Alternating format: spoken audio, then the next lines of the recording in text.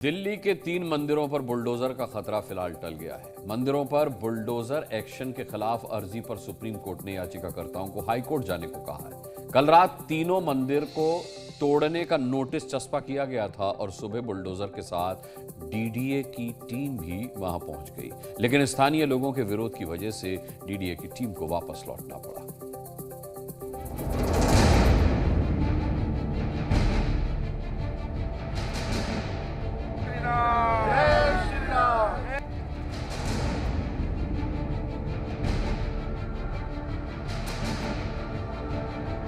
सनातनियों को ही क्यों तंग किया जाता है? लोकपुरी, कल्याणपुरी सारा ड्रग एडिक्ट का एरिया है, वो सब बचा रहता है मंदिरों की वजह से। अचानक से रात को 9 बजे नोटिस लगा दिया गया कि सुबह 4 बजे इसको तोड़ दिया जाएगा। ये गुस्सा है उन सनातनियों का जो ये जानना चाहते हैं कि आखिर उनके मंदिरों को निशाना बनाने के लिए आधी रात में बुलडोजर की फौज क्यों उतारी गई।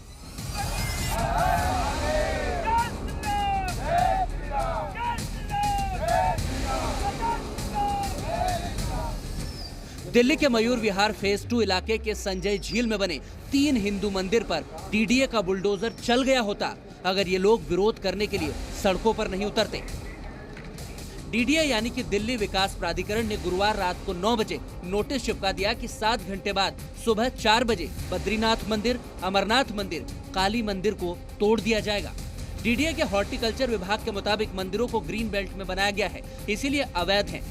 लेकिन लोग पूछ रहे हैं कि आखिर 40 से भी ज्यादा साल पुराने मंदिरों से ऐसी कौन सी दुश्मनी थी कि रात के अंधेरे में सैकड़ों पुलिस वालों की मौजूदगी में धावा बोलने का प्लान बनाया गया।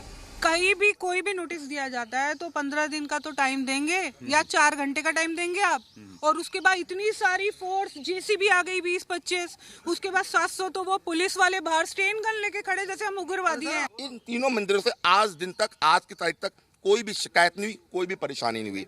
जबकि मैं ये बोलूंगा कि ये तीनों मंदिर होने की वजह से जो अशांति होनी चाहिए, गंदगी होनी चाहिए, वो शांत है। मंदिरों के पास सुबह 4 बजे बुलडोजर और हथियारों से लैस दिल्ली पुलिस के जवानों को देखा तो स्थानीय हिंदू लोग भड़क गए। मंदिरों की घंटी बजाते हुए बड़ी संख्या में लोगों को जमा कर लिया और विरोध प्रदर्शन करने लगे।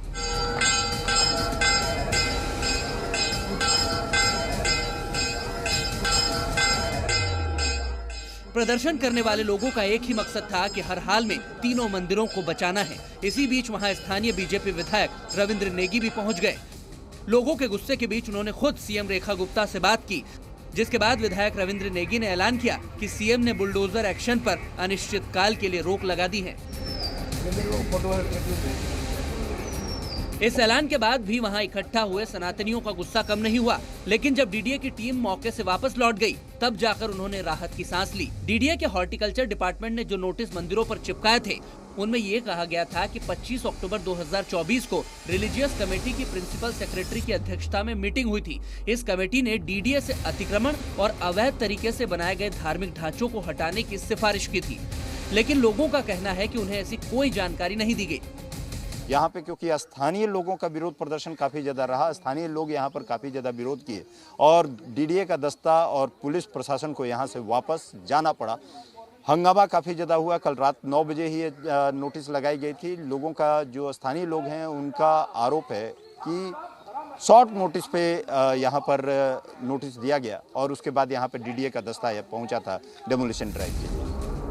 इन मंदिरों की वजह से ना तो सड़क पर जाम लगता है, ना ही कभी इसको लेकर हिंदू मुसलमान वाला विवाद हुआ है, और तो और इन मंदिरों की वजह से असामाजिक तत्व यहाँ से दूर रहते हैं। ऐसे में लोग जानना चाहते हैं कि आखिर मंदिरों से दुश्मनी क्यों निकाली जा रही है।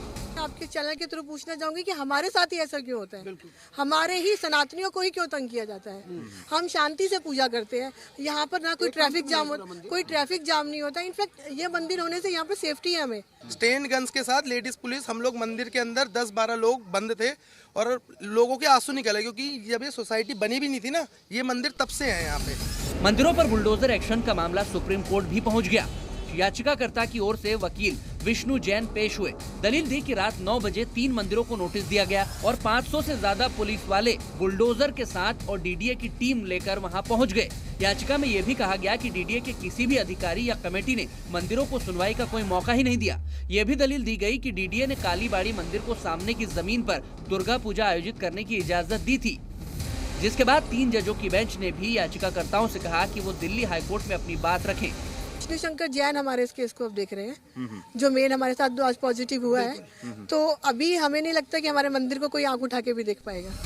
दिल्ली की सीएम रेखा गुप्ता की वजह से 3 मंदिर बुलडोजर एक्शन से बच गए हैं। अब ये मामला हाई कोर्ट में भी जाएगा, जहां डीडीए की फजीहत तय है। उसे इस बात का जवाब देना पड़ेगा कि आखिर कौन सी जल्दी थी कि जिसकी वजह से नोटिस के तुरंत बाद बुलडोजर से मंदिरों को गिराने की तैयारी कर ली गई। दिल्ली से राहुल मिश्रा के साथ ब्यूरो रिपोर्ट, जी मीडिया।